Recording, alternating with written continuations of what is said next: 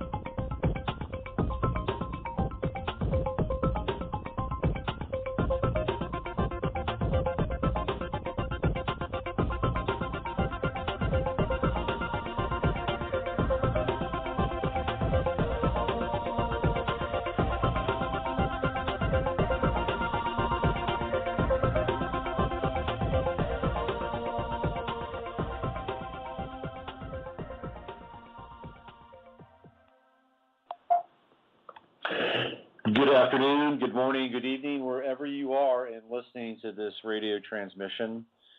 I wish you well. This is Robert Phoenix, and you are listening to the Friday FARcast. We are back on the airwaves, and we're going to be doing this every Friday. We're going to expand it. We're going to go to 3 hours instead of 2, and we're going to actually be moving virtual locations and relocating to another format and platform, which will allow me to get you 3 hours worth of killer information, interviews, and insight on Fridays. At a higher quality bit rate, too, by the way. We're coming up in the world. So keep your eyes and ears posted. It's going to be happening in the next couple of weeks. I think my last show here on Blog Talk will be with Ellis C. Taylor, who was my second guest on Blog Talk Radio, right around the same time back in the year 2010. We've been doing this for 4 years over here, and it's time to kind of move on and to expand and to do something a little bit deeper and more focused on Fridays. The first hour on the Friday show will be dedicated to both astrology and personal observation. The following 2 hours we'll have guests like we have today. And today I'll be joined by Peter Kling, who's on the line waiting. And his website is peterkling.com, and he has written a book called Letters to Earth, and we're going to be finding out about that and some of Peter's insights into what's happening in the world today. He's a planetary decoder, just like a lot of folks that come on the show. We try to understand the nature of reality using symbols and trends and other means to untangle the knots of this matrix-driven domain and experience. And in hour number 2, I'll be joined by Michael Edward, who is the leading researcher on the Gulf of Mexico and the Gulf Plague, or the Blue Plague, as he defined it. He's got some new findings, and we're going to be talking to him about that, especially in the context of a number of zombie sightings and zombie occurrences. Maybe Peter has something to say about that as well. All right, so let's waste no more time, and let's bring on Mr. Peter Kling. It's the first time that he and I have spoken in real time. I've been following his work, and it's interesting stuff, so I'm sure I'll have a lot to talk about. So here he is, Mr. Peter Kling. Robert, how are you? I'm good, Peter. How are you doing? Thank you for coming on the show today. I appreciate it. Oh, my pleasure. I don't do mornings very well, and even though it's not technically morning anymore, I don't tend to pick up until about just this time of day. This is kind of like get out of bed and rise and shine, because most of my work is done in the evening hours. I've got my own radio show, Watching the World, on the LNM radio network, and so my life has always been geared after 12 p.m. Well, or at least the hours leading up. So this is a little bit of a like change up for me.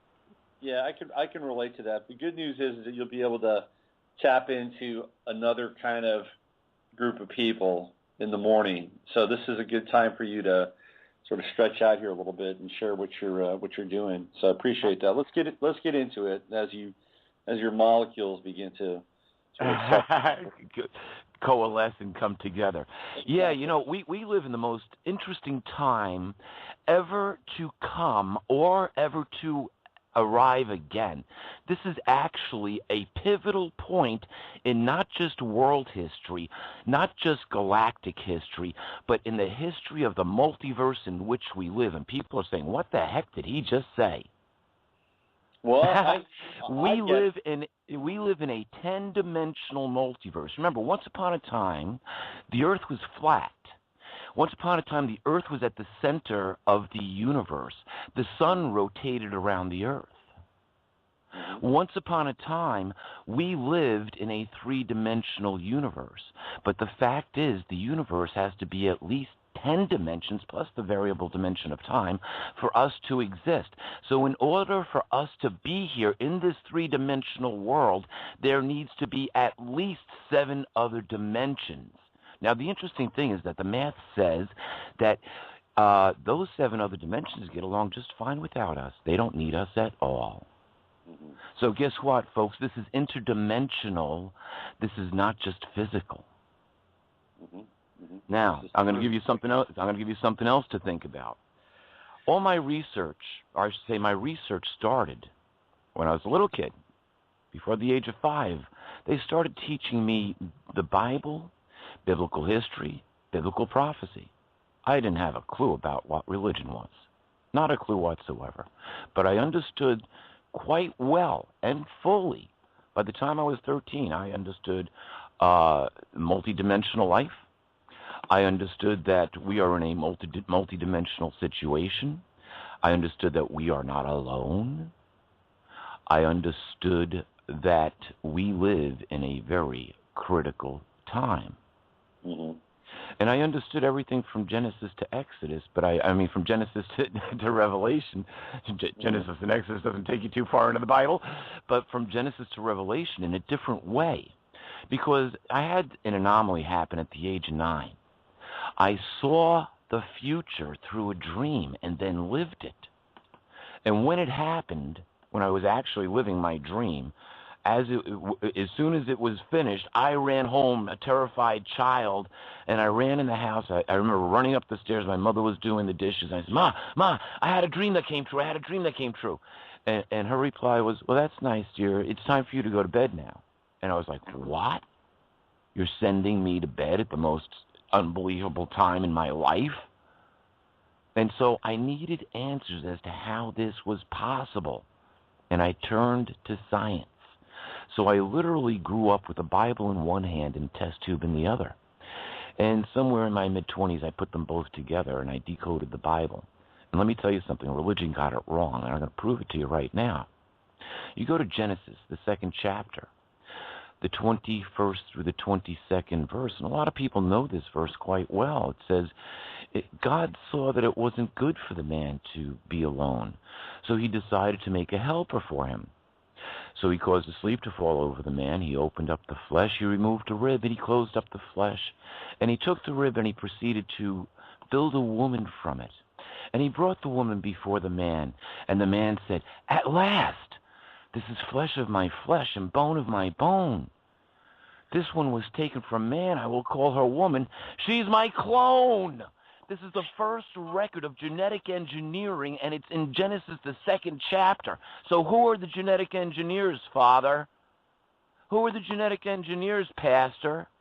Who are the genetic engineers, Rabbi? Mm-hmm. What did I just do to the world's religions? Kicked them to the curb. Mm-hmm. I kicked them all to the curb because there's not one religion out there that claims to be Christian or Jewish and says that we have visitors and that we were genetically engineered. But yet the scriptures start off that way. And you know something? We would have never have known this. There's no way that we could possibly have known this information until 1953. Actually, until around 1960, because we didn't discover DNA until 1953. Mm-hmm. So who was the Bible written for? Was it written for man 100 years ago, 200 years ago, 1,000 years ago? What did they know of genetic engineering and DNA? Mm-hmm. Oh, well, why does King David write in his Psalms, "You had my body parts all written down and numbered before I was even born"? Ooh, maybe they did know about genetic engineering back then. Mm-hmm. Makes you wonder. You know, when you look at all the secret knowledge, or the knowledge which has been kept secret for centuries, which we're just starting to learn about, torsion field physics, sacred geometry. Now they're teaching the Kabbalah to whoever wants to learn it. Right. Yeah. The Kabbalah is the ancient writings which go all the way back to probably beyond ancient Egypt. Mm-hmm. And, now they're disseminating the secret knowledge. And what's so secret about the knowledge? When you know the secret knowledge, you then can command other life forms not of this dimension. You see, we're not so puny, we're not such the little useless human bacteria running around this planet as we've been told we are. Mm-hmm. We've been told that we were genetically, that we evolved from lower life forms, that we evolved from the apes. And even when you look at what is written in the Sumerian texts, you come across this race called the Anunnaki that come and visit the earth. And they tell the Sumerians, "Oh, we engineered you from lower life forms, and we are your gods. And here is religion, and here is government to help rule and control the people. We'll be back." And so there's a story about Nibiru, interestingly enough, which is tied all into this. Mm-hmm. We'll talk about Nibiru in a minute, but now let's just take a look at this story. There's very little about the Sumerian Empire. As a matter of fact, King Nimrod, the great-grandson of Noah, was basically the first king of the world. Mm-hmm. He was the king of ancient Samaria, and he only gets a short mention within the scriptures. It talks about him as being a mighty hunter in opposition to Yahweh. Now, when we look at the historical record, what we find is that Nimrod actually started off, and he was a mighty hunter, according to the historical record. There was a plague of lions, evidently, and they found people good to eat, and so Nimrod went and he killed the lions that were plaguing different villages, and then he started to gather the people from villages into cities, and he had them building his cities, and he built an empire ranging from essentially where Baghdad is all the way up to Syria, where we're having a regular war going on today. Mm-hmm. The Syrians, by the way, is historically very bloodthirsty people, but that's another story. So here's this whole empire, and when you look at their historic record, it does match the biblical record in a lot of ways, except that there's never any mention of religion in the Bible. Mm-hmm. In the biblical record, there's no mention of religion. What there is mention, now people say, scratching their heads saying, huh?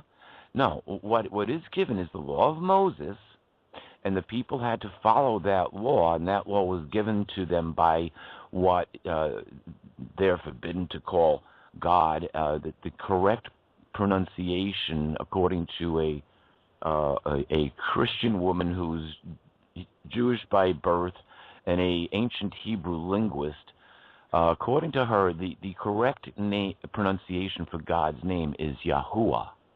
Mm-hmm. Most people know it as Yahweh, and in English it's pronounced commonly as Jehovah. In different countries it's pronounced in different ways, but originally it was Yahuwah, according to this ancient Hebrew linguistics expert. And so here you had this connection, and this is the first time that we have a single God in control of a people, or a people that take up a monotheism. Right.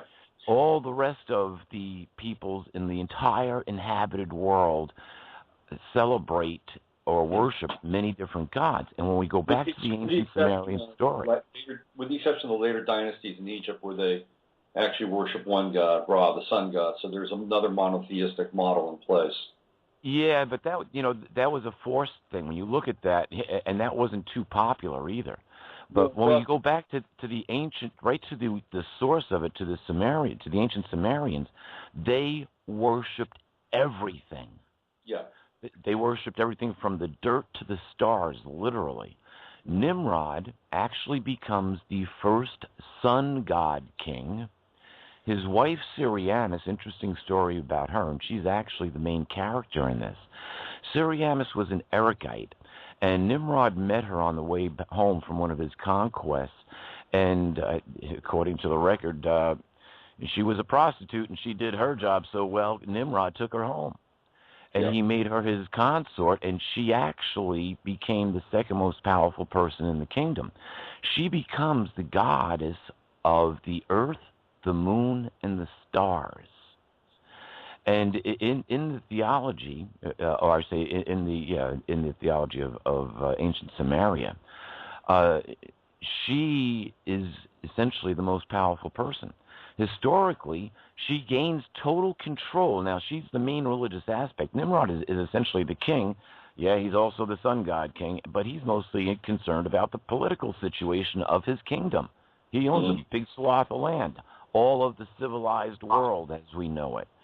And so the day comes, and it's interesting. Once a year they would have a New Year's celebration, and they raised a lamb from the spring, and at this celebration it was essentially a drunken, hallucinogenic-filled orgy. They would tear apart the lamb, and they would eat it raw. And the historic account says that Semiramis had Nimrod substituted for the lamb, and one year they tore him apart and ate him raw. And she gained the control of the kingdom, both politically and religiously, interestingly enough. Now, sometime after Nimrod's death, the historical account goes that she becomes pregnant. Remember, she was a prostitute. She becomes pregnant, but she claims that the child is Nimrod incarnate, who has come back to be with his people. So she ruled through Nimrod. She had Nimrod executed. She ruled through her life, and now she was going to rule through the life of the child. And the child's name is Tammuz. Interestingly enough, there's a Hebrew month called Tammuz. And so here, Semiramis herself becomes the first Madonna, the mother of God. Where do we hear this story today? Oh, that's right in the church.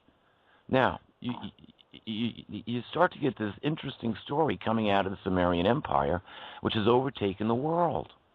And even when it comes down to the flood account, we go back to what the Sumerian account is. Why are they pumping the Sumerian account on us? And at the same time, the world has discounted the Bible. Now, there's an interesting thing about the Bible. When it was first compiled, and a lot of people say, oh, well, it was, there's a lot of suspicion. They left a lot of information out. There was certain... Okay, fine, whatever. Let's just take the 66 books that are compiled, because that's what I did my research on. That's what I learned the story from. And it wasn't the King James Version. It was a much more accurate version, but we'll let it go with that. I'm not endorsing anybody's publications. Regardless, that's the information that I worked with to come up with this information that I'm presenting. So we start off with a set of genetic engineers. Now, when we go back before I'm going to leave religion and government just for a little bit, because we already know the story of what the church teaches, that the church worships Mary, they deified her, and she is the mother of God. Oh, gee, sounds like the Semiramis story from Samaria, and she gave birth to God. Jesus never said he was God. He said a lot of things to kind of make you may think that, because he said, if you've seen me, you've seen the Father. No one can come to the Father unless he comes to me first. But he also said that my kingdom is no part of this world, my government is no part of this world, but I'm coming back. And then we also get the little story where Satan tempts him, and he says, I'll give you all the governments of the world, all the kingdoms of the world, if you give me an act of worship. And Jesus wouldn't do it. I'm coming back. They're going to all be mine anyway, so you hang on to them for now. Now we got to look at this from an interdimensional standpoint. Well, how do we start with all this? Okay, let's try to get a handle on this. How did we all come to get here? How did we come to be? If you look at what the scripture says in Revelation, Yahuwah talking about himself says, I am the Alpha and the Omega. Before me there was nothing, and after me there shall be nothing. The beginning and the end. Scientists tell us that our universe started with a big bang. Now they're rethinking that since they know about string theory now. But the story for eons, and it starts off in the Bible, in the beginning God created the heavens and the earth. Bang. Big bang. And as you go on, we get to, over a period of about 4 billion years, the earth finally cools down, and Genesis, the first chapter, the second verse says God's spirit moved to and fro over the watery deep. And for somewhere about 1 billion years, now they're thinking longer to 3 billion years, we have single-cell life that inhabits this planet. Not much more. Then all of a sudden, life on this planet explodes. Right. And there's a command that is given within Genesis, the first chapter. Let the oceans put forth swarms. Let grasses fill the earth. Let birds fill the skies. Interesting. We go to the Cambrian period. Now, if evolution were the case, what we should have now is more life on this planet. It should have evolved over the years. And we should have more life now than has ever been here before, or at least within the past couple 100 years since we've been keeping record. But we're finding species are becoming extinct right before our eyes every day. But when we look at the fossil record, we see an explosion of life. As a matter of fact, there has never been such a variety of life on this planet as what is recorded in the fossil record of the Cambrian period 500 million years ago. And scientists can't figure out how it all got here. Right. The only explanation they have is that, well, the oxygen levels hit between 21 and 23%, and life just spontaneously happened. What's that, like spontaneous combustion? Right. It would be easier, considering all of the genetic information that just spontaneously happened on this earth. It would be easier to conceive that Manhattan, New York City, sprung up literally overnight from nothing. When you look at the amount of DNA, of genetic information that is in our DNA, there's more information in that DNA than there is in all the technological information that exists in New York City. Right. And look at the variety of life that, you know what a pill bug is, a little sow beetle? Absolutely. I used to sweep them out of my pool when I was a kid. Yeah, well, once upon a time, during the Cambrian era, there used to be over 17,000 different kinds of them. Now there's only one. Aren't they descended from the trilobite, actually? Isn't that one of their cousins? I love trilobites. I've got my own little trilobite collection. Yeah, I've got 500 million year old fossils sitting in my house. So trilobites. Yeah, over 17,000 different kinds of trilobites. They went from the size of the little pill bug all the way up to 4-foot specimens. I've got one that looks like Pac-Man. Seriously, It looks like Pac-Man. It was rolled over on itself and buried in a mudslide, and they did a beautiful job of taking it out. And you hold it and you look at it. It looks like Pac-Man. Yep. So what you're talking about here, Peter, is, and I've noted this as well. I mean, and it's all simultaneously. It's planet-wide. You see it in the Fertile Crescent. You see it in China. You see it in Mesoamerica. In other places. It's just absolutely mind-blowing explosion of not just life, but going from one level of sort of basic rudimentary technology to all of a sudden, high-level agronomy, You've got astronomy, there's architecture, there's sophisticated tools, there's sophisticated architecture, and it all happens almost at the same time all around the planet. So to your point, this occurs, and it's almost inexplainable as it relates to the Darwinian evolutionary pundits. This actually goes quite against their prevailing theories. So you're absolutely right around this, and it's a testament to some intervention taking place in the species at that time. Yeah. During the Precambrian period, the most sophisticated thing that was on this planet was zooplankton, phytoplankton, and simple jellyfish. Mm-hmm. And then after it, we had unbelievable life forms, and it all happens overnight. Mm-hmm. And now we get legends like, the legend of Lemuria. We have legends of Atlantis when, the legend is their technology got too sophisticated, and they outgrew their usefulness. Just kind of like what we're doing today. Our technology is so sophisticated today that we're destroying the planet on which we live. Mm-hmm. At one point, think about this. At one point, during the height of the Cold War, there were over 75,000 nuclear warheads. Yeah. Could you imagine setting off over 75,000 nuclear warheads all within about a 6 to 8 hour period? That would be troubling. That would be incinerating. Yeah. You wouldn't have cockroaches and rats left. Yeah. So people say, oh, there have been disasters before. Yeah, but man has never had the technology to annihilate the planet before.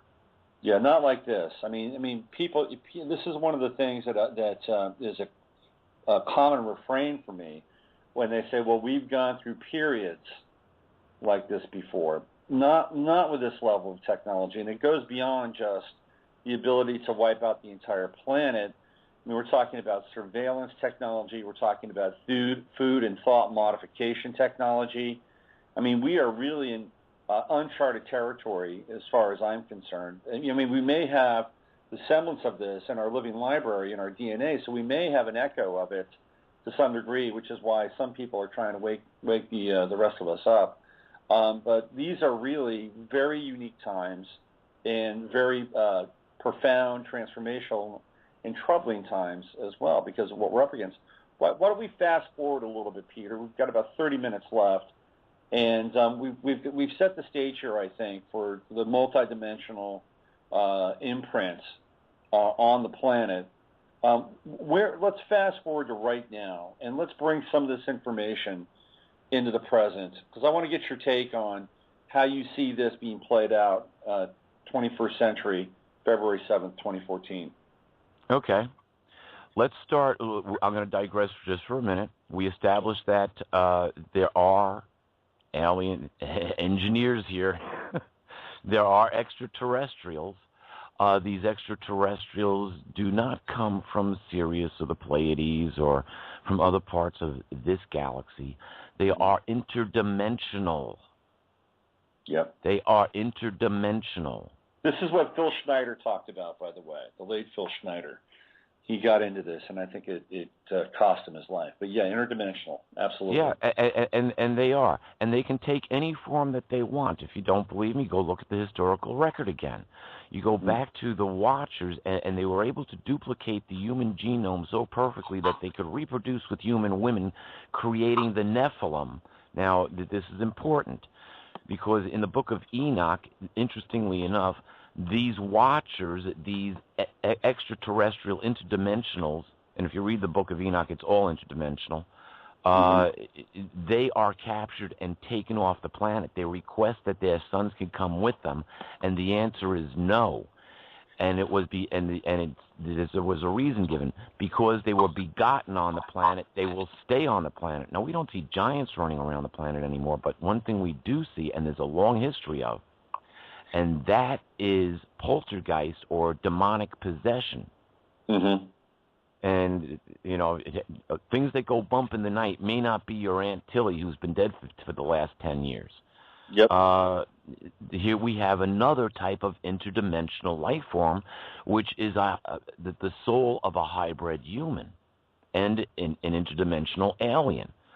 And they caused havoc back then. They still cause havoc today. Now, why is this important? We're going to get to this. When we look at what's gone on since 1914, historians will tell you that 1914 was a changing date in history. It might go back to 1913. But there's an interesting thing that we didn't see happen, and what we didn't see happen was an interdimensional war, a war in the 7 other dimensions. It's recorded in Revelation, the 12th chapter. It says war broke out in heaven. The great dragon and its angels did battle with Michael and his angels, but the great dragon did not prevail, and it was cast down to the earth. Now, in 1914, what happened? World War I breaks out. We get a whole new method of warfare, mechanized warfare and chemical warfare. Right. After that, we get a new attempt at a one-world government. Not the first attempt, it's the second attempt. The first attempt happens in 1814 under the control of the Rothschild family and during the Napoleonic Wars. The first Congress of Vienna is formed, and they try to form a one-world government based on a European Union. Remember, most of the world was colonized by Europe at this time. That didn't work because of Russia. The Tsar of Russia said, you don't own me, you don't control my money, you don't control my banks, you guys have a good life, I'm out of here. And old man Rothschild got so upset, he said, my descendants will see your descendants wiped off the face of the earth. 1917, we get the Bolshevik Revolution, and that happens. 1919, Woodrow Wilson, who sold out the United States of America to Zionist interests, writes the charter for the League of Nations, but the United States won't join it. Right. We go through a Great Depression. We give all of our gold to the Rothschild family through the Federal Reserve at $22.67 an ounce under federal mandate. FDR said, you can't own gold anymore. Can you imagine Obama saying that? Now, FDR says, you can't own gold anymore. We're going to give you $22.67 an ounce. You got to sell it to the Treasury Department, the Rothschild banking concern. By the way, Roosevelt, the Roosevelt family owns the oldest bank in America. It was the bank in New York. It's now New York Mellon. They collected $380 billion worth of gold at $22.67 an ounce. A year later, Roosevelt raises the strike price to $35 an ounce. They make 40% on their investment in 1 year. Nice. What's gold selling for today? About $1,250 an ounce. Right. Then they do the math. They figure out at $380 billion. Divided by $22.67, how much gold they took from the American people and gave them paper. Here you go, wipe your butt. Thank you for the gold. Right. And so now we find ourselves in a debt system held by these maniacal people who are controlling the planet. And when you do the research, and this is out there, and it's interesting, it all has correlations to Revelation. The League of Nations goes into a death stroke when World War II comes out. World War II ends. Interesting coincidences with World War II. World War II ends. Out of World War II, we get the United Nations. The first thing the United Nations does is declare that, the Jews need a homeland. That's right. And they declare Israel a state.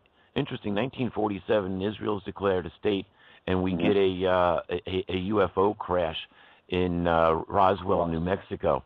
If you go back to 1897 at the first Congress of Zion, where this was all laid out, the plan for this was all laid out in Switzerland. A UFO crashes in Aurora, Texas. Interesting coincidences, huh? Yep. Absolutely. So here we are. We're under the control of a banking system which is controlled by the Zionists. But interesting thing happens. 313. This was something I said just off the top of my head. I am clairvoyant. I got upset with somebody in October of 2010. I had a lot of New Age people that were all happy about 10, 10, 10 and the synchronicity of that. And then they were posting next year's 11, 11, 11. And then we got 12, 12, 12. And I was like, yeah, I understand all that. But what we need to be careful of is 3, 13, 13 and 4, 14, 14. And I said it because I was just pissed. Right. And I had no reason for saying it. And I said, you know what? I got to go look that information up. Couldn't find anything on 3, 13, 13. But I found something very interesting on 4, 14, 14. Ooh, that's only a couple months away now. 3, 13, 13, we got the first Jesuit pope ever to sit on the papal throne after the first pope in over 600 years resigned. And we get the possibility of the prophecy of Saint Malachi coming true, which this might be the last pope of Rome or of the Catholic Church. Interesting. We're right to a point in Revelation, aren't we? Revelation 17 and 18 is what we're coming up to. Now, when you do the research, you find that the Jesuits control a large portion of the banking system. The Zionists control the other portion of the banking system. Between the two of them, they control the world's banking system. Right. Absolutely. Now, Peter, can we just stop there for a second? Because I think this is kind of an interesting point. And I want your take on this. Because there are people, if you bring up the Zionist / Jewish / Solomonic influence of the Rothschild and the descendants of Solomon and the tribe of David and the Khazars, they will say that these people are under service and pawns to the Jesuits. And then if you bring up the Jesuits as being the masterminds behind everything, there are people who will say that, well, you're just running cover, or this is just propaganda put out there by the Zionist Jewish / Solomonic front. So I guess my question to you is, where does one end and the other begin? How tied in are they? And to what extent do they actually work together or against one another? Very good question. Let's look at a symbol where this all starts. This starts actually a long, long time ago. It starts back in Egypt, but we're going to pick it up from the 1st century, and we're going to tie it right into the 21st century in about 3 minutes. When you go to the Bible book of Acts, you go to the 7th chapter, and you go to the 42nd and 43rd verses. This is the disciple Stephen standing before the Jewish high court, the Sanhedrin, and he quotes the prophet Amos, and he says, Amos is speaking in the person of Yahweh or Yahuwah. He says, "Was it to me to whom you worshiped those 40 years, in the wilderness, O Israel? No, it was to the tent of Molech and to the star of the god Raphan, to whom you made idols and images, and to whom you gave sacrifice to. And because of that, I will send you far beyond Babylon." Now, in the 1st century, in 70, the General Titus, who later goes on to become Emperor Titus, comes in and he razes Jerusalem to the ground. He actually gets them right at Passover. The city is full, and the Roman armies come in, they surround the city, they raze it to the ground. The historian Josephus says that over 2 million Jews died during that siege, and they took 97,000 captive back to Rome. Now, who would have been in the best position to stay alive during a siege? Would it not be the ones that were best healed, the ones who were best prepared, the richest, the ones with the best food supplies? Yeah. Absolutely. Now, there was nothing there. It was razed right down to nothing. The temple that was built by Herod was gone. Yep. And in its place was built the Dome of the Rock over the years. But now somebody in the Vatican or in the church thought it was a good idea around 1,000 years later to go back and recapture the Holy Land. And this little unknown group of knights come together. Now, they were supposed to be the poor knights, and they were so poor that their emblem has 2 of them riding the same horse. And people, said, oh, maybe they were homosexual, and all these stories about the Knights Templar. Let's see. Two individuals riding the same horse to the same destination. And they go, and when they return back to Jerusalem, they lay siege to the city. They kill everyone, Christian, Jew, Muslim, man, woman, child, doesn't matter who it was. They kill them all, and they start digging. How did they know that there was something to dig for? Mm-hmm. They had to be the descendants of those who buried the stuff, the worshippers of Molech and the star of the god Raphan. Everybody go to Google right now and look up the star of Molech, or Moloch, M-O-L-O-C-H or M-O-L-E-C-H, and go see what that star looks like. You just might see a six-sided star with 6 points and 6 pyramids. Or did I just say 666? Yes.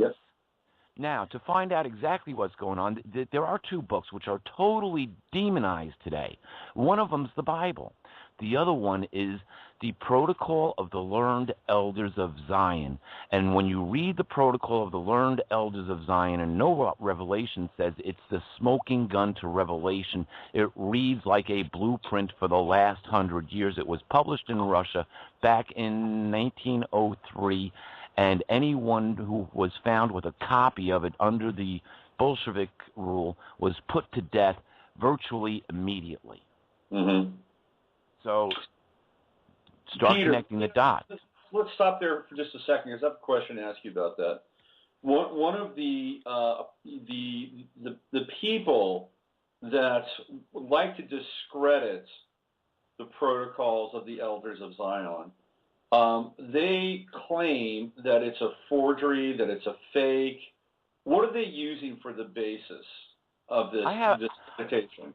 I have no clue, because just go read it. I got into an argument. I was at a friend's restaurant several years ago, and he was a nice gentleman, my age, maybe a couple of years older, and he was talking about, how difficult, how problematic the children are today, and how, and I was like, I had finished reading the protocols like the second or third time, and I brought them up.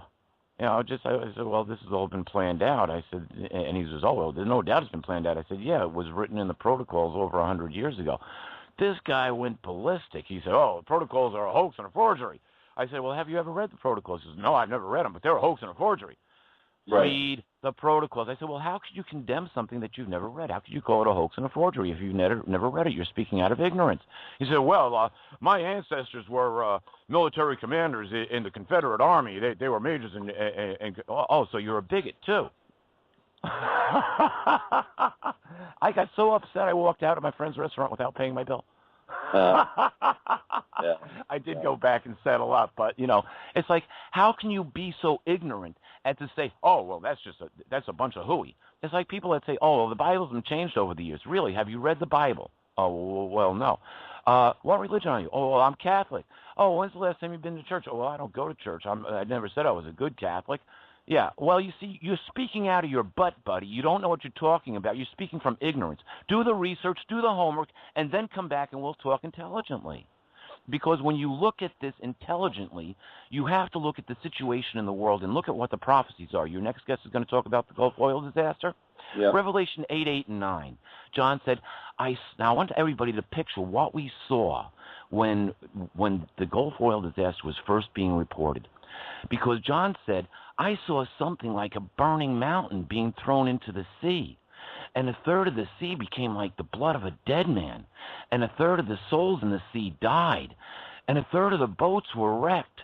Now, we didn't see wrecked boats, but a third of the fishing fleet of the Gulf Coast was wiped out. Mm-hmm. Those people lost their businesses. Literally a third of them were just, their businesses are gone. Yep. Their boats were destroyed. Right. They are no more. I'm sure if you go look at those boats today, they're probably all rotten by now. But biblical prophecy was fulfilled.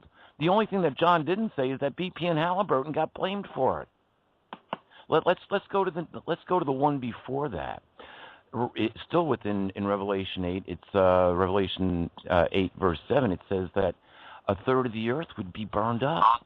NASA has a satellite which photographs forest fires, and you can go look at the satellite, and it shows them like, month over month over the course of a year.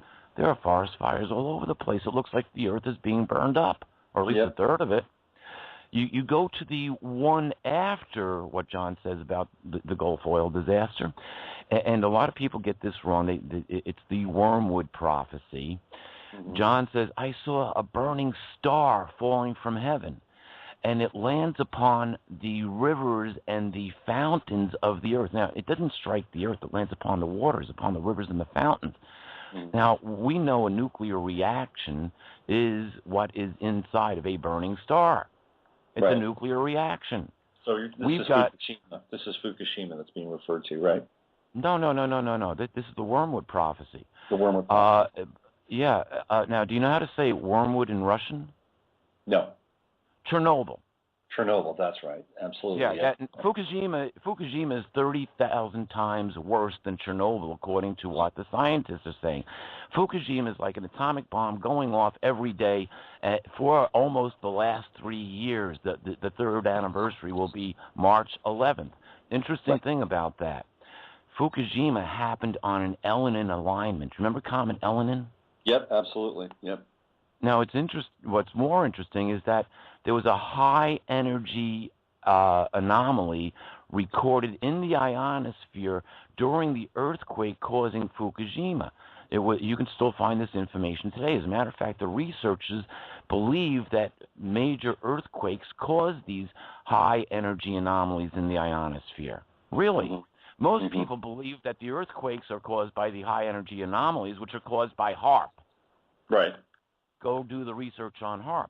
Interestingly enough, days after the Fukushima, when it's been melting down since day one, almost, but several days after that, it was reported that there was radioactive sulfur in the air. Mm-hmm.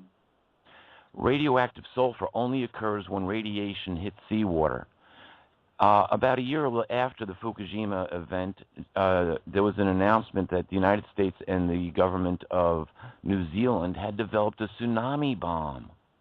Mm-hmm. Isn't that convenient? A year later, they develop a tsunami bomb. I wonder if they tested it on Fukushima, because that's what all of the evidence would point to, that Fukushima was a man-made event, which just happened to be on an Elenin alignment. How about that? Yeah. So, they could blame it on Elenin. I was wondering what they were trying to blame on Comet ISON. Now, the interesting thing with Comet ISON is it disappeared. And we had the 10 days of Mandela, a man who died twice. He died on June 26th, and he was resurrected and then died again on December 5th. That's right. There's a whole Mandela Christ analogy that is pretty stunning and apparent when you really get into it. Yep. Oh, yeah, that's a whole other show. We don't have time for that. But let's look where we are today. Right. Fukushima has indeed poisoned a third of the drinking water on this planet. Mm-hmm. The next prophecy is a darkening of a third. It says a third of the sun, a third of the moon, and a third of the stars would not give their light. A third of it would not shine. And today we have chemtrails, and it's now determined that chemtrails are blocking 28% of the Earth's sunlight. Mm-hmm. Another prophecy fulfilled. That's right. Mm-hmm. Hey, we could sit here for an hour and talk about prophecies fulfilled, but let's face it, we live in critical times. We already determined that. We have alien intervention. We already determined that. If you don't believe we have aliens around us, stay tuned. The Vatican believes we do. They want to baptize them when they show up. Mm-hmm. The Vatican also built the largest infrared telescope called Lucifer. That's right, Arizona, right? Yes. So who are they looking for? This is another show, because we can talk about Planet X Nibiru, which is another prophecy. It's a prophecy which talks about the sun being darkened and the moon turning to blood. And wait, did I say moon turning to blood? Yeah, the blood moons are coming up. That's right. The first of four, and so now we know on 3/13 we got the first Jesuit Pope coming up. On 4/14, this is the first time ever, folks. The first time that the Gregorian calendar date of April 14th lines up with the Jewish calendar date of Nisan 14. Nisan 14 starts on the 14th of April at sundown. Mm-hmm. It goes until the 15th of April, tax day, goes till the 15th of April on sundown, and it ends in the first of 4 full lunar eclipses, all on Jewish holidays. 2 of them are on Passover.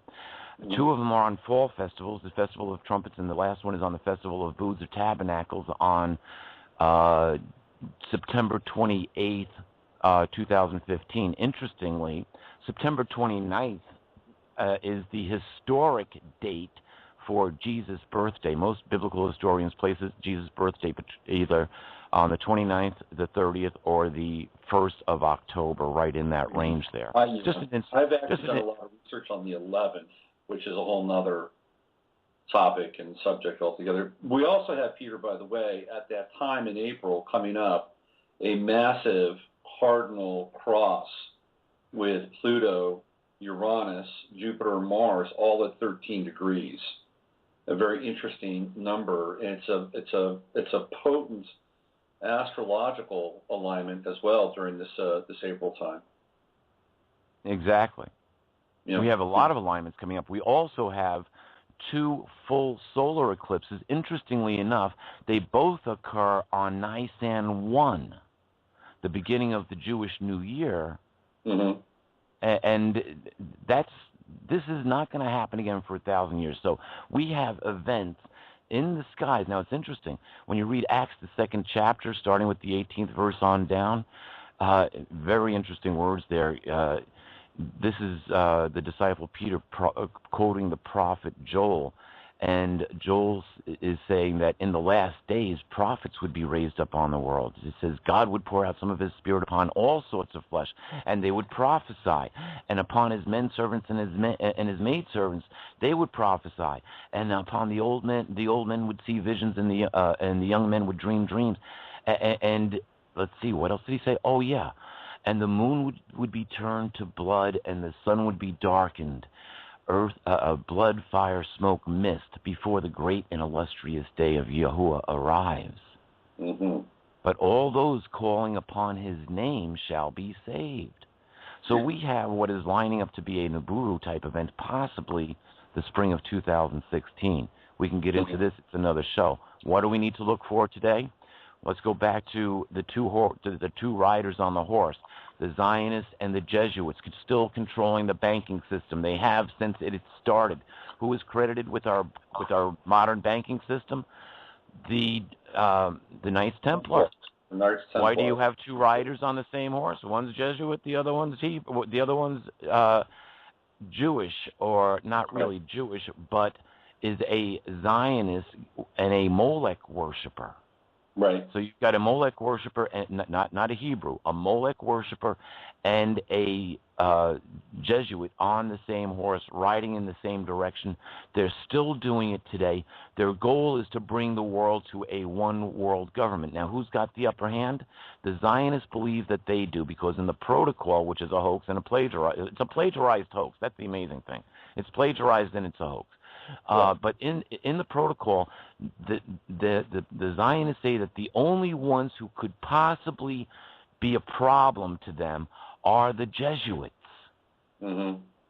But they say, but according to them, they are more powerful than the Jesuits. Why? Because the Jesuits come up out of Rome.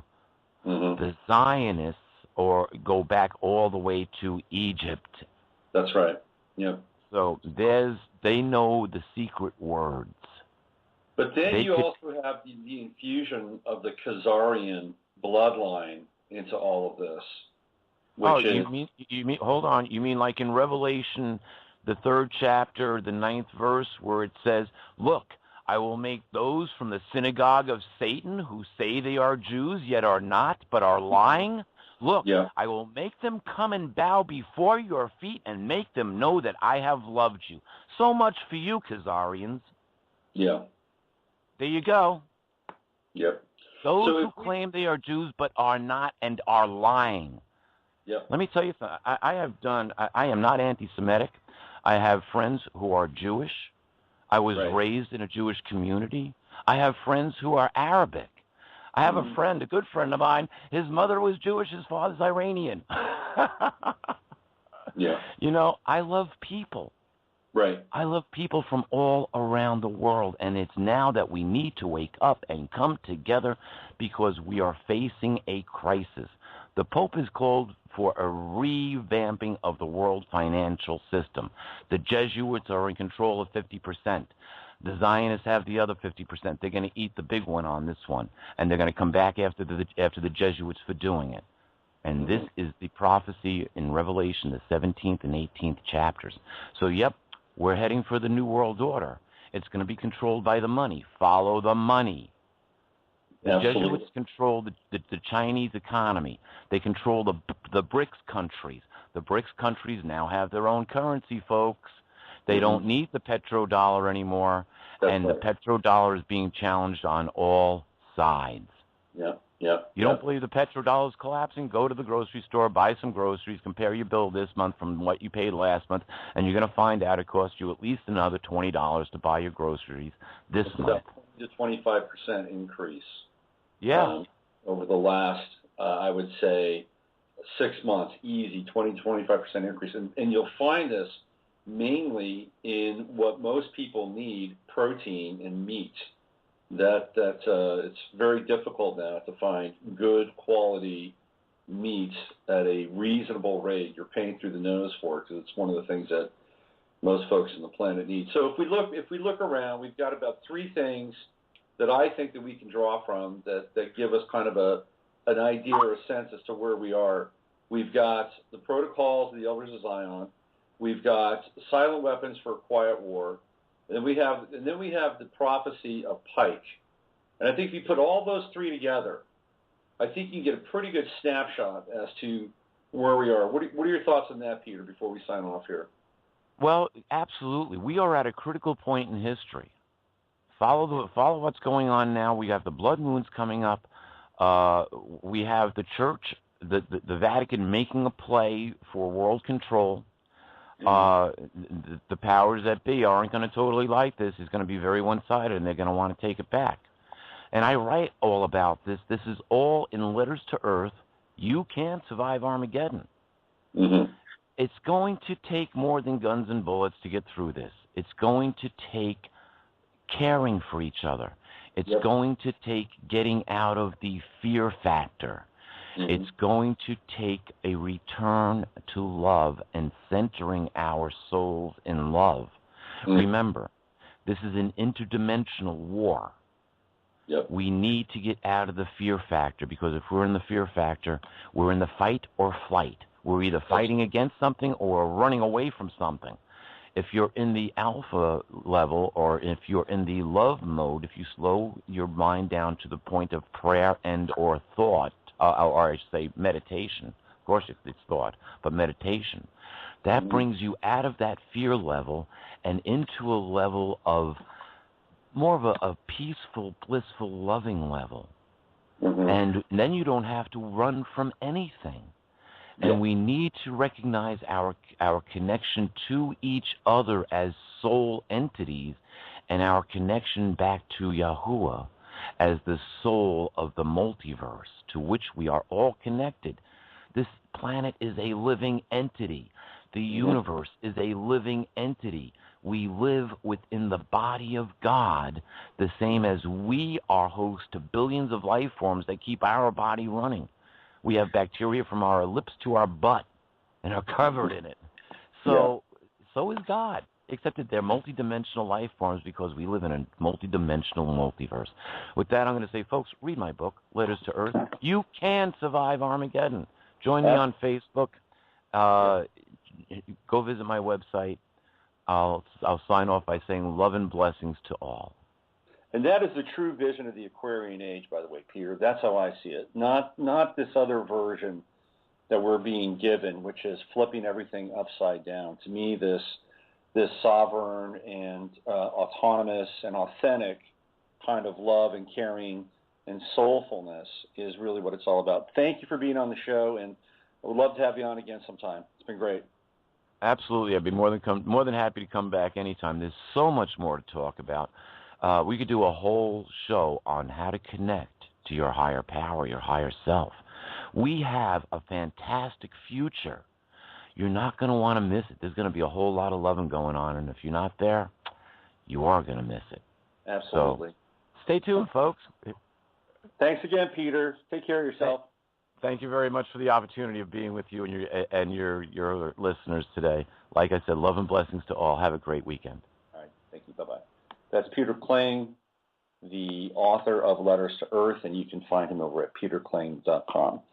So what I'm going to do now is I'm going to play a little bit of music, and then we're going to bring our next guest on, our good friend Michael Edward, and we're going to get into the Gulf of Mexico and the Blue Plague. We're going to find out what's happening there and get caught up to speed. So what do we want to play today? How about, let's see, let me go down into the bowels of the audio files here. How about a little Constance Demby? Let's get into some space base maxi. Constance Demby did this for the show that I had her on with. It's 5 minutes of pure sonic bliss and entrainment and entrancement. So let's do this. Let's listen to this, and in 5 minutes we'll bring Michael Edward back on. Go get a coffee. Go get a tea. Go get go to the restroom if you need to. We'll be back in 5 minutes. You're listening to the Friday FARcast. I'm Robert Phoenix. Michael Edward on his way.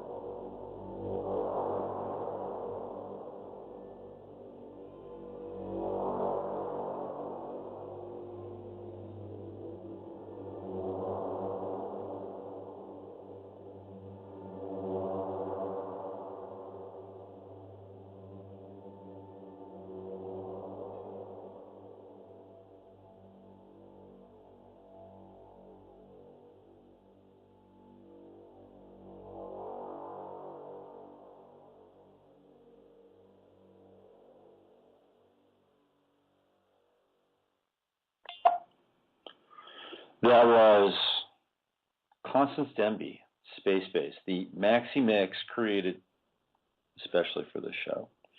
I want to thank Peter Kling once again for being a part of it. In the first hour, great radio.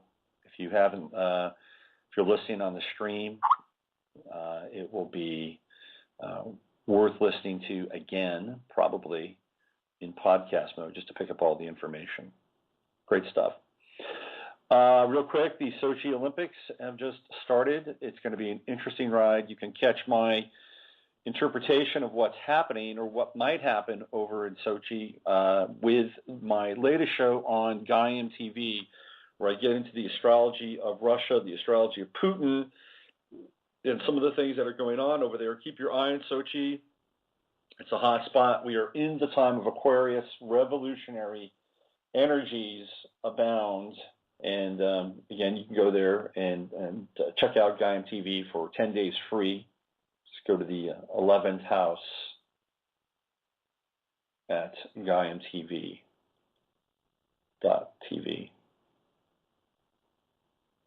Let's get this sign up. Before I bring Michael Everett on, it is freezing here. We've got precipitation. We have icy roads. So this very strange winter weather for 2014 is still with us, artificially created, no doubt, and helped along by Mother Nature in her chains to science. All right, let's bring Michael Everett on. Let's find out what's happening with golf, what's happening with him, and some of the latest sightings of zombie plagues that are now starting to come up again and into our consciousness around the planet. Hi, Michael. Hello, Robert. How are you, my friend? All right. Yeah, it's been, I don't know. I was on last time, a month, 2 months. Anyway, yeah, I always love being on your show. Last time I had you on here, we were talking with Radchick as part of the other part of the show about Fukushima. That was about 6 months ago, I think. Was it? Time flies when you're having so much fun. No doubt. You know what my fun is. I take these talking about and it's anything but fun, but I know it's been taking up a huge amount of your time. Well, let's see if we can transition into the golf piece here, because you said to me that you've got some new info around what's happening. First of all, let's set the stage. Is BP or their proxy companies, are they still spraying core exit in the Gulf? Oh yeah, if you want to call it that. That's part of the ruse is, let's put a name on it from a company called Nalco, and it's Corexit, and it's a 95-20 formula or whatever. But that's all been lies, and it has been from day one. So they're spraying things in the Gulf, but it's not really Corexit. It's exactly what they started spraying in the beginning. And it still continues. That's why they have their little island where they have their spray planes. And they bring out all the lab-created goodies out into their barrels, these bladder tanks, and then fill them up out on the island so nobody sees what's going on. It's kind of interesting. But, no, it's the same old, Robert. Yeah, so they still got it going on. They may have altered the cocktail that we have known and called as core exit. So what are some of the latest things that you're witnessing and watching as this situation continues to progress or regress, however you want to look at it, and morph into whatever it is it's morphing into? Well, I hope that some people have seen on the mainstream media reports about, of course, this has been going on since back in 2010, but, all the dolphins that keep showing up, just basically beaching themselves and dying. Then we also have whales who do the same thing. And the autopsies are doing on these mammals, which is important. These are not fish. These are mammals. they have a lot of things that are in common with us as mammals. So we should pay attention to what some of the things they're beginning to slowly tell during these autopsies, actually necropsies, however you're going to call it. What's happening is the entire food chain is basically altered and changed to the point that they can't survive on the typical food chain that they had before the BP 3-well blowout in 2010. Right. Basically, their stomachs, I'm going to try to simplify this. The stomachs on the whales and the dolphins are pretty much ulcerated. They're bleeding from the inside out. And that's because their food source has been altered, and we're going down into the viral and even microorganism altering. The food chain, it starts out as starts with a virus, then bacteria, and it goes up to things called zooplanktons, and the shrimp eat that, and then you have other creatures that eat the shrimp and the fish, and it just goes all the way up the line until some guy in a boat with a net or with lines turns around and catches some of these Gulf critters, and they end up on the food table for people. Mm-hmm. And we ought to be paying attention that if the dolphins and the whales can't survive, in fact, the shrimp haven't really survived either. What there are so small, they usually have such a short lifespan that they have no real food any longer. Right. Not like it used to be. So what we're seeing is an alteration of the entire ecosphere when it comes to the Gulf. And that's not just in the Gulf of Mexico water. That's on the land as well. All these wonderful lab-created viruses that they put out there with RNA that changes the DNA in other living organisms, such as bacteria. Mm-hmm. It's not just the fish that are being affected.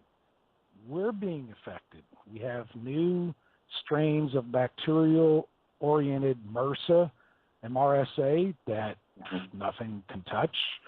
Last time I was on this show, we talked about the 2 verified forms of fungi, two new species that they finally admitted to. See, all these things are just now starting to surface where they really can't hide it for too long. It's affecting what's on the ground. For example, we now have a new bacterial problem in the state of Florida, and it's affecting all the orange groves, which that, for anybody who doesn't know, most of the oranges are grown from the central part of Florida on down, and it's been moving more south every year because too many freezes in the central part. So let's just say South Florida. We have all these orange groves. There's now what's called green disease. What happens is the oranges never ripen. They stay green and then rot on the tree. Wow. So, yeah, it's affecting everything, and that's my whole point. That when you mess around...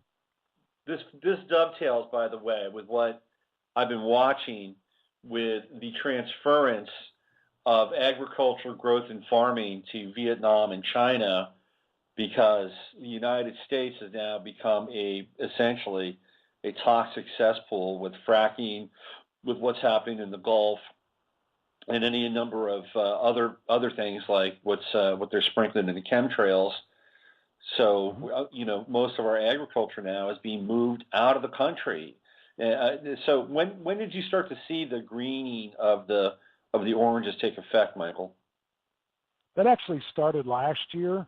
Where a lot of the farmers, the orange fields that they started seeing, they wouldn't ripen up basically, and they're going, gee, that's kind of odd, by now should be past the green stage, and now it's gotten to the point where it's affecting more than 50%. So don't look for a whole lot of oranges out of Florida next year, that's for sure. Mm-hmm. My whole point you're bringing that up is, okay, people have probably heard that in the news lately, so at least that's something between that and the whales and the dolphins and then finding out that their stomachs are ulcerated, that their food source is destroyed. This all goes back to the beginning with BP, and the Gulf was the great lab-created biological experiment. And that's why I called it the Gulf Blue Plague right in the beginning, because I saw how it would change biologically everything that it would touch. And how it does that is you create a virus in a lab. This is, let me go back and let me try to simplify it for those who don't know all the scientific terms. And I want to make sure people get a good focus on this. In everything that there is, everything that's living, you have, and let's relate this to a computer, you have a software program. All right, let's call that software program RNA, ribonucleic acid, RNA. Now, the RNA is just like the computer program that tells your computer what to do. So let's call your computer, your processor, and your motherboard, let's just call that the living things that the software touches.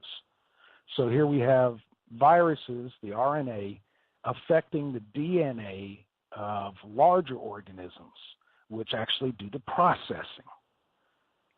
So that's what they decided is their grand experiment with the Gulf of Mexico, was how do we get rid of all the oil? Well, we turn around and make from natural RNA of organisms, bacteria that do eat up oil and methane gas that comes with it. Let's go ahead and inject that into the Gulf of Mexico, spray it from the air, and let it take over the bacteria and the DNA of everything it touches, basically. And that's called horizontal gene transfer. It does occur, and it's the nightmare of every genetic biologist that I've spoken with. That's why the good guys, so to speak, Robert, in that field do not want to get into messing around with Mother Nature, because they see that with the horizontal gene transfer, it can't be controlled. That's where we're at right now. That is the great experiment with the Gulf of Mexico, where now we have the software program, the RNA, telling all sorts of bacteria and fungi and all the simple organisms like that how to do a different function. So here with horizontal gene transfer, you don't have an endpoint. Right. There is no endpoint. And by the way, this relates the same thing as, what they're spraying in the air. It's all the same kind of stuff, but it was highly concentrated in the Gulf of Mexico. And it's gotten to the point, I warned in 2010, I tried to tell everybody that when this stuff goes down the Gulf Stream and comes up the east coast of the U.S., it's going to hit every ocean because they're all connected. And now we've got signs of that. All these unbelievable fish kills all over the world where all of a sudden the food chain has been changed. And that's exactly what's happened. We have organisms that have been genetically changed, that have been set free out of the Gulf of Mexico to affect every ocean in the world. And for what? The sake of eating up oil. And that's it. That was their whole reason. But what have they done? They've altered the entire biosphere, especially when it comes to the oceans. And now it's affecting things on land. Yep. So in the case of the greening of the oranges, so we're talking about precipitation and the cocktail from the Gulf basically being disseminated through whatever rain, which might also be, by the way, seeded by geoengineering and chemtrails. So is this how this is happening, and then seep it into the groundwater, Michael? Oh, of course. It's affecting all sorts of plants.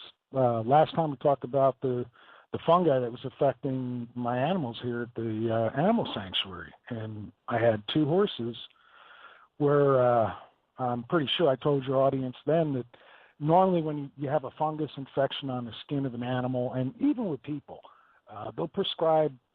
doctor will prescribe something that has sulfur in it because it will kill the fungi. Well, this stuff feeds on sulfur.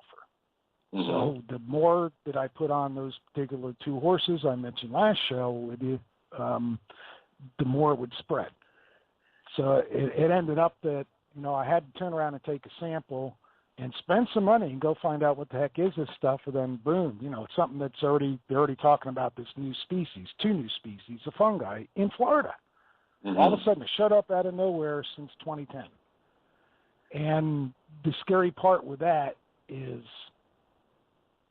again, it feeds off of what it's supposed to eat, which is sulfur-based things, which is oil. Well, gee, we're sulfur-based as human bodies. So are horses. So are dogs and cats. That's right. So I saw this spreading here. I'm going, I'm just going to have to start experimenting and try to figure out things that work. And I found out that it has to be something from the inside out. And I found this out with myself as well, with all the rashes and everything that I've had and family and everything else since 2010. Right. It has to be a detox with your liver and the kidneys. So I applied that also with the horses and the one dog that came up with the same kind of new fungus infection. I had a vet look at all of them as well. So it's not just me doing this blindly, but he's the one that said they shouldn't be spreading. Sulfur should be killing us. So it's just practical, go one step at a time and try to figure out what works. But the one thing I know that alleviates the problems is an herbal detox of the liver and the kidneys. That's the one thing that's made the most out of it. And again, that's common sense. Why does that work? Because you're flushing out things that are not normal in your body. Mm-hmm. Getting out toxins. Your body looks at a new virus or a new bacteria or even a new fungus. It will look at that as a foreign body. If it's not meant to be there, it's going to attack it through the immune system, and then your kidneys and your liver especially will do everything to try to filter out. In the meantime, if you're not detoxing that out, then your filtering organs end up being overwhelmed and overrun with what they're trying to stop your body from being overrun with, so you lose the organs. Mm-hmm. Now, that's happening everywhere. We joked about this in 2010. It was almost kind of a joking term. Anybody around the Gulf, how are you feeling? Well, I've got the Gulf crud. Well, what the Gulf crud was is everything from flu-like symptoms, which is your body trying to deal with something that doesn't belong there, to ulcers on people's skins and rashes and all that. What are those signs of? Those are signs of something that's in your body that your body naturally will do anything it can to get it out because it doesn't belong there. That's why we had so many of the rashes and the ulcers as the first signs of the Gulf crud, which I've called the Gulf blue plague because I've already seen it in so many people that if they don't try to detox in one way or another, and sadly a lot of them that went to doctors who had no idea what was going on, sadly those people got into worse shape because they were given antibiotics and things that had no effect, and they just kept getting worse and worse. And yet the simplicity was detox your organs so that they can do their job. Our bodies are amazing, Robert. They can do exactly what they're supposed to do. Sometimes they just need a boost. Right. Yep, this makes sense. Here's what happens when you mess with Mother Nature. Start changing RNA, which changes DNA, and you don't know where it's going to end up. It's a Pandora's box. Mm-hmm. Absolutely. In terms of the area, the broadcast area for the damage of the Gulf inland, how far have you been able to track this? We know Florida, Louisiana, probably parts of Alabama, but how far have you been able to track this inland, Michael? So far to middle South Carolina, Greenville. Mm-hmm. So if it's gone up that far on the East Coast, now some of that could have been from the Gulf Stream also bringing this stuff up. We've had dead dolphins as well on the East Coast. So it's not isolated to the Gulf anymore. And it could be all of North America at this point. I don't know. I haven't spoken with a lot of people about it lately because Most people don't want to talk about it anymore. It's just, okay, that was BP's thing, that was the oil. It must be another reason I'm feeling bad. And that's sadly where, most of the people in Florida around here, it's like, man, I've had this flu for so long and I just can't figure out why I can't get rid of it. It's not the flu, first of all. It's a biological change where bacteria in your own body is being affected. The worst thing that can happen to us is to have our gut bacteria changed. Now, that can come from breathing. It can come from exposure on our skin. It can come from what we drink, from what we eat. Once your gut bacteria has changed and you've got this horizontal gene transfer with these lab-created goodies that are all around us, your body will not function normally, period. Mm-hmm. Bad gut, bad life. Right. So it's everything. The pile is everything. I have a number of clients and readers who live in Florida, many of whom have reported to me over one point in time or another that they are sick. And some of them are sick to the point where they can't ever really completely heal whatever it is they're going through, whatever their symptoms are. And so to your point around all this, certainly I'm seeing it on a personal level with people in Florida.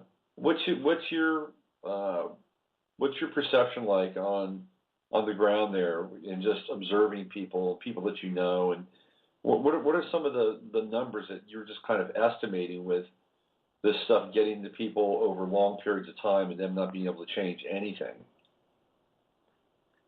I would say it's a great majority of people around me, neighbors, people I walk into and see at places, people I even observe coming out of Publix grocery store. I mean, it's just all around you. Everybody seems to be hacking and coughing, and a lot of people have rashes on their faces even, not just their arms or their legs. If you're going to look, you're going to see it everywhere. But everybody I talk to, I would say it's 100%, because you want to know why people will turn and get what they think is a cold, a simple cold. Yeah. And it doesn't go away. Yep. The rashes are another thing. People get the rash and it doesn't go away. Well, that's because it's coming from the inside out. That's a biological change, and your body is trying to eliminate it.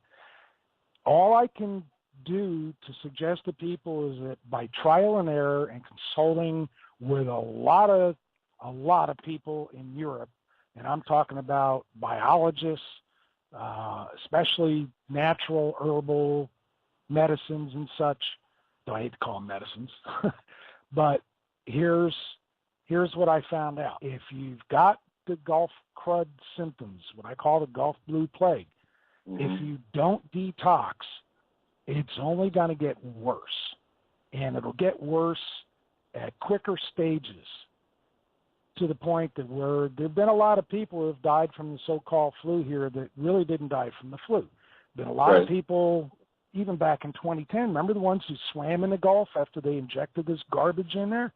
Crazy. Remember the people, who died, and then it said, oh, it's because your immune system was down. Well, okay, that might have been true, but that should have been a red flag, that if somebody had a weakened immune system and were exposed to this new viral and RNA and DNA changes for new microorganisms, new bacteria that our bodies have never dealt with before, well, that should have been a big red flag. That's common sense. I've spent a lot of money on DNA labs, Robert. I have spent a lot since 2010. I just sent in another sample last week. Uh-huh. Well, I already knew about the fungi. Now I'm convinced there's another odd species of bacteria that I've got on one of the animals. So I send the stuff in so they can say, is it so-and-so species of bacteria, or does it have enough of a change that it's different, which means a new species? Yeah. And that's the only way that I can verify this. But let me go back, Robert. You were asking, okay, about everybody if they're sick. Well, it seems like everybody is. I don't know if any of your other listeners are from South Florida especially. I think we're getting a double whammy here now because the North Gulf, where all this stuff initially was put in, it's gone to the south. It's gone around the Gulf Stream route through Key West and then come up the East Coast.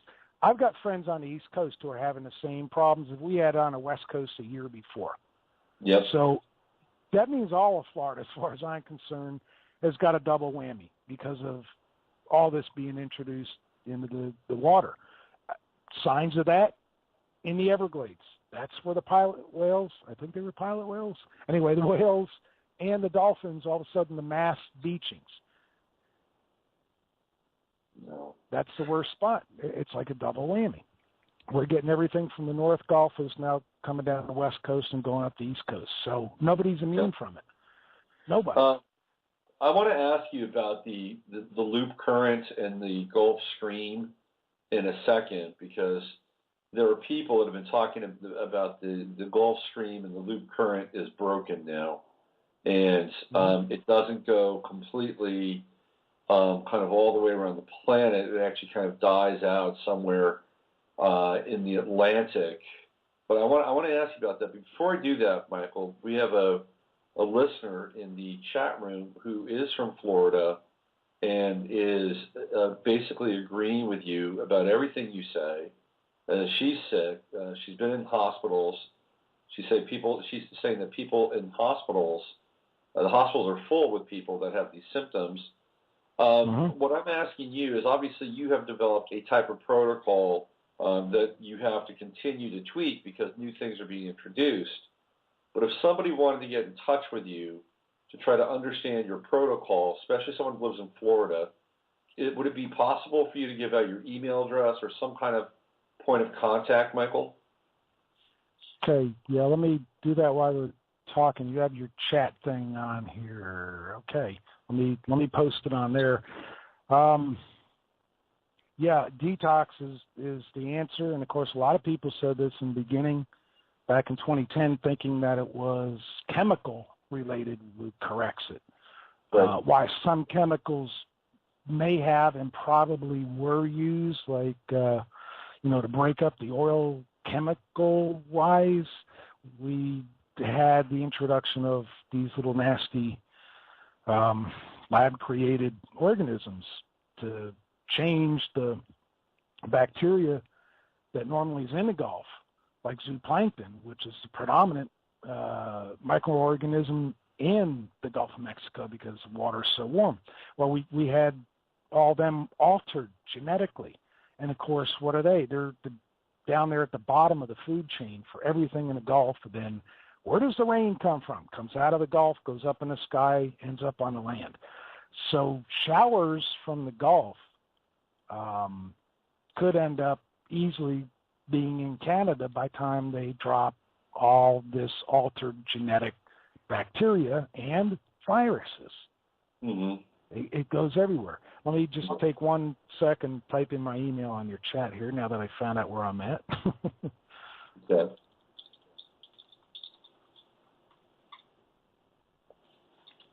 And I will be glad to personally speak with anybody. If they contact me by email, I'll be glad to call them if they want. I'll give them what I found out works on detox, not only for me, but for the animals. I've had to change eating habits, which would be a good thing anyway.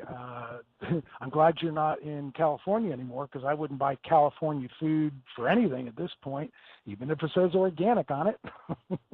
Okay, yeah. I just posted that on your chat, and that's my email. I don't want to give that one out over the air, because that's one that I want to make sure it doesn't get spammed. If anybody's serious, there's my email on your chat.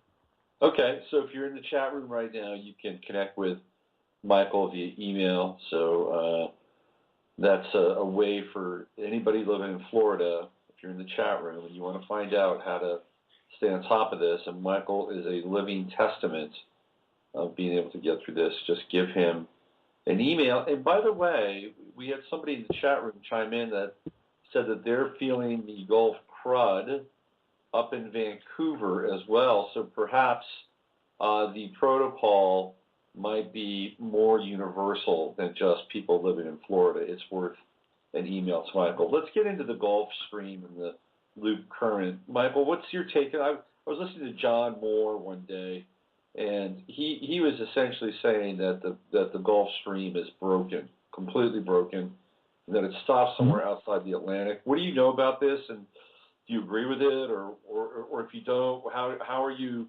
watching the Gulf Stream and the loop current right now? Well, I said back the end of 2010, I said they're not going to have a hurricane that'll come up the Gulf again, or if they do, they're going to kill it before it does too much stirring up around. Everything is geoengineered. In fact, if you want to change the weather in your town, if you got the money, there's 14 companies that I found on a search on the internet who will make sure that my land can have some rain on it. I mean, you know, it's right there. I said there wouldn't be any hurricanes, and there weren't for 2.5 years. They had to let this stuff work to get rid of their mistake, which was all the oil and especially the methane gas, which had that gotten out of control, that would have killed a lot of people really quick. It was a disaster. How they lied to hide it by using modified genetics, lab-created genetics, artificial bacteria and viruses. With that horizontal gene transfer, again, I say it over and over, and I'm just hoping it'll get into people's heads. Go look on the internet, on any search engine, and look up horizontal gene transfer. The reason I want to stress that is you got to understand how everything that touches you, whether you live in Florida or anywhere in North America, even in the Caribbean, you have to understand how everything biologically can change you and touches you when things have been altered, and how it's a Pandora's box that there is no end to the transfer of these genes. Everything that is, every organism, every one that is lab created has horizontal gene transfer. Mm-hmm. All lab-created organisms.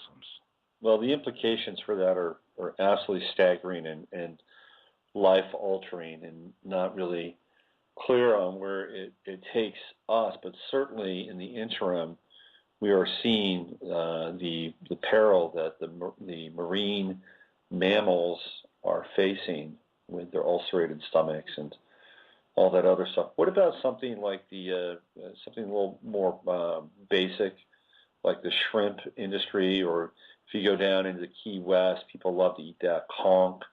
How are those groups faring with what's taking place in the Gulf? I've got really good fishermen friends from here outside of Port Charlotte, 4th generation, 5th generation shrimpers and fishermen. And the shrimp that they catch, it doesn't matter how far in the Gulf, or most of them like to get the larger shrimp down by Key West or coming up outside of Miami between Bahamas and mainland U.S. has always been great for large shrimp.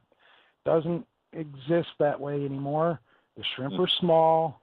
The shrimp, a lot of them, have ulcers on the outside of them, or missing eyes. I mean, they're telling me these stories.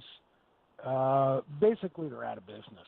They can't make enough most of the time to break even. Now, the news isn't going to tell you that. It just cracks me up when I read the stuff in the newspaper, which, by the way, I buy for the crosswords. That's my morning wake-up. It's better than coffee. But I'll just skim these headlines where they're closing certain areas and trying to blame it on red tide of why no fishing and nobody should go on the beach and all that. That's a lie. And how do I know it's a lie? First of all, I'm the one who's checked out the bacteria with the RNA and the DNA of just even sand.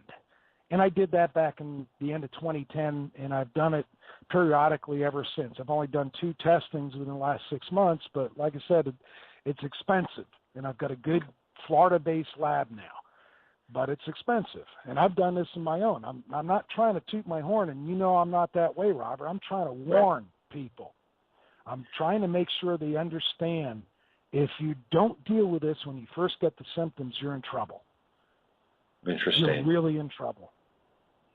And the only way to deal with it, I know I'm going off of what you asked, but I want to stress how important detoxification is. Because your body, or even a horse or a dog or a cat or any other animal out there, and even the fish have the same problem. Your body gets any of these microorganisms in it that it doesn't recognize, and if it seems to try to take over any cells, just like a cancer, your body will fight it. And your fighting tools in your body, the way that we're made, is the most important. Your lymph glands. Now, a lot of people with the Gulf crud, their necks are all tender and swollen. Your lymph glands, which in coordination with them, you've got your liver, kidneys, even your bladder. Now, if they get overtaxed and they can't deal with the majority of these foreign bodies coming in to your body, then they're going to be overwhelmed. And when they get overwhelmed, they shut down or they destroy themselves.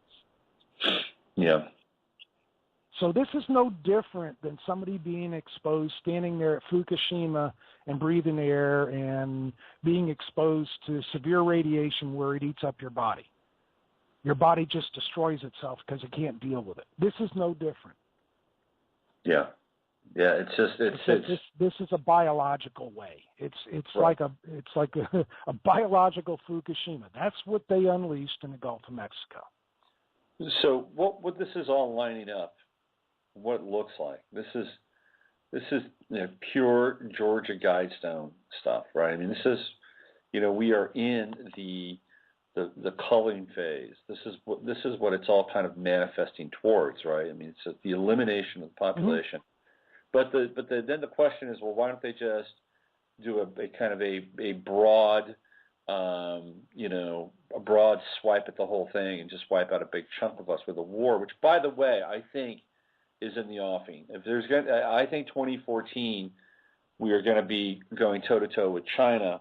At least it will start financially. There's going to be a financial war with China between the United States and some of the other interests in 2014, but it could manifest in other ways in other places.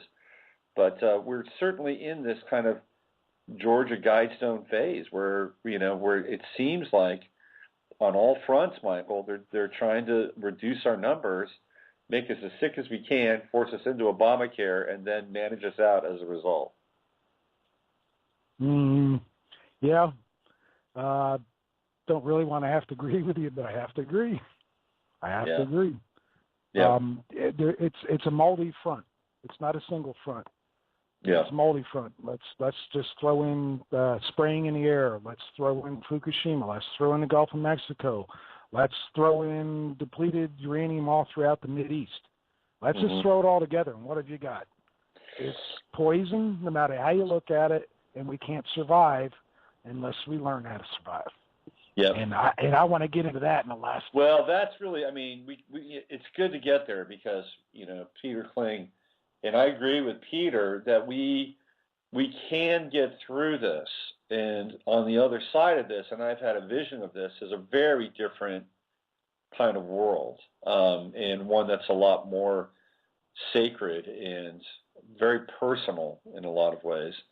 But you're right. I mean, if you just look at the checklist, we've got the depleted uranium, which a lot of people don't talk about. We've got the Fukushima fallout, constant. We've got chemtrails, and we have the Gulf. So these four things. Who knows what else they're mixing in with the contagion, or what happens when fracked water vapor rises up into the atmosphere. That you can probably factor that in. So yeah, we've got this checklist of this cocktail that we're all consuming. Throw in genetically modified foods while we're at it. I mean, that's another thing that we're having to deal with. So, we are. That's where I get my foods from South America. I make sure that I look in the store. Yeah, these are maximum plagues that are stacked up on one another. So we've got about 15 minutes left, 14 minutes left. A bit of a sign off here at the end, but let's talk about how to get through this, how to survive, and to get on the other side of the nightmare, the biochemical nightmare that we're all inhabiting. Okay, as a human aspect to discuss it, let me say it again: detox. I just posted on there for your people on your chat. There's only one formula I found that works for me. It worked for my wife. It's worked for her family. And we've all had the same symptoms or some of the same symptoms, but, the Gulf crud, Gulf blue plague, whatever. And that's a certain liquid detox for kidneys, liver, and your bladder. Which also, by the way, ends up helping your lymph glands because they're not overstressed because the kidneys and bladder are overstressed. Second thing, far infrared.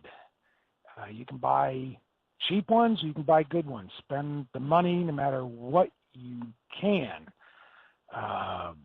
come up with. Save up, get a good one. A far infrared pad is the best because you can hit certain areas of your body that are having the problems.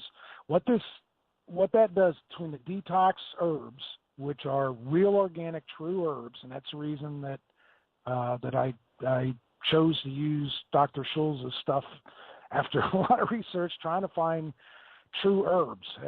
That's another scam market, and I just want to let everybody know, just because somebody says it's organic doesn't mean it is. Better know who you're dealing with. For example, according to the U.S. organic statutes, somebody in China can organically grow an herb. By the time they treat it with all the chemicals, when it comes in the U.S., it's no longer organic, but it can be shown as being organic because it was grown organic. So know who you're dealing with. If you don't grow it yourself, then know who you're dealing with, because organic doesn't necessarily mean organic. Right.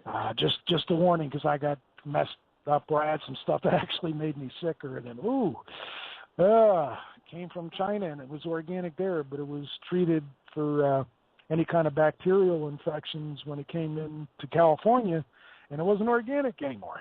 Anyway, those things right there, kidney, liver, when they're overloaded, and even your bladder to some extent, when they're overloaded, trying to deal with foreign objects in your body, foreign bacteria, foreign viruses, lab-created ones, artificial ones that come from the sky, come from the Gulf of Mexico, or come from genetic modification, called food.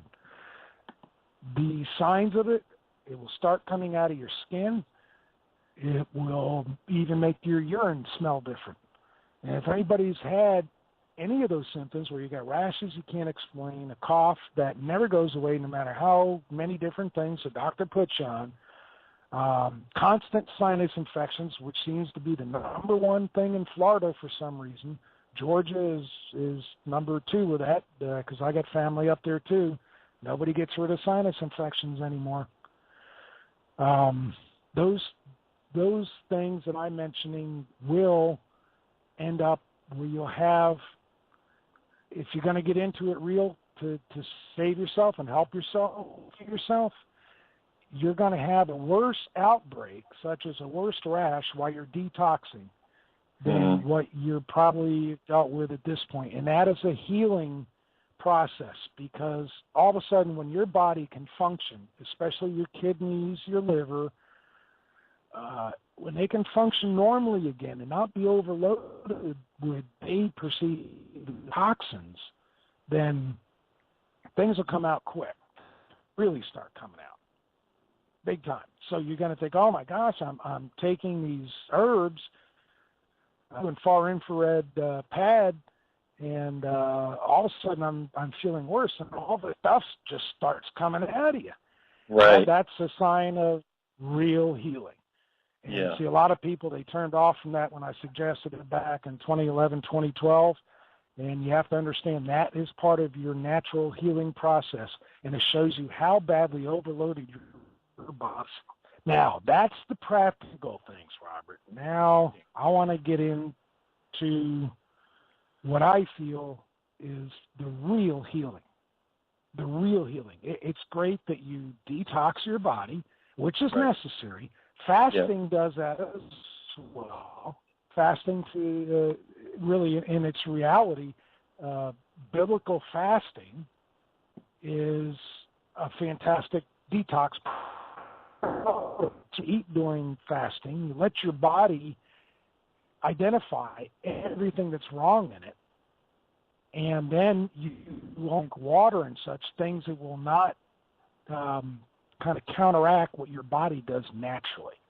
Right. All right, so fasting, that's a biblical thing. Yes, it works, but you have to go beyond that. You have to understand who we are and what we are. Right. We're created in spirit first. All right? We might have these 3D physical bodies, and we are these biological beings. And yes, we can address how to take care of our temples, so to speak. But there has to be sometimes a boost where we have to teach our bodies how to get themselves straightened out. In other words, they've gone off on the wrong track. And sadly, living in this world, we're fighting to keep ourselves where we should be. And I'm not just saying physically, but I'm also saying spiritually. Right. So, something I found out traveling all over the world, lots of different religions, if you want to call them that. I was up with a group of I guess I would call them monks. I don't know what else to call them. The elders got together, and there was this cliff. And this was something that really taught me what life is all about, and that's why I'm mentioning it. There are certain laws, spiritual laws, that affect us. And we've been given these keys that have been lost, in fact, most of them. So while I'm watching these elders up there alongside this cliff, they all end up with a different tone and a different voice from every one. They all ended up joining together in a chorus. I thought, okay, that's cool. I've heard even kind of sound into where, they all just had this really cool harmonics. Well, all of a sudden, I started feeling the air like it was vibrating. Next thing is that cliff where they were all facing and all harmonically singing, if you want to call it singing, it's more like humming.